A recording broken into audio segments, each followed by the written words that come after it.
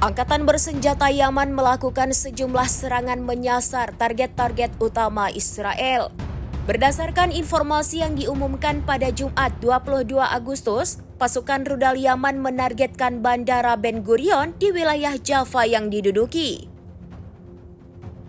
Serangan dilakukan menggunakan rudal balistik hipersonik Palestine II.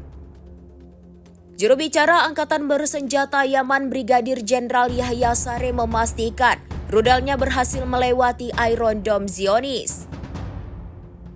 Bahkan dirinya mengklaim serangannya tepat mengenai sasaran.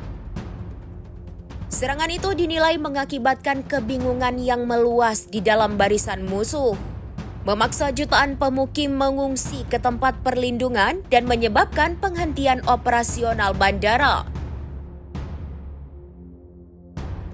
Selain menyerang bandara, Yaman juga melaksanakan 2 operasi militer dengan 2 drone.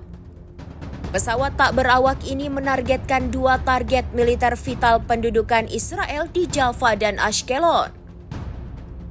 Saree juga menegaskan jika 2 drone yang mereka luncurkan mencapai sasaran.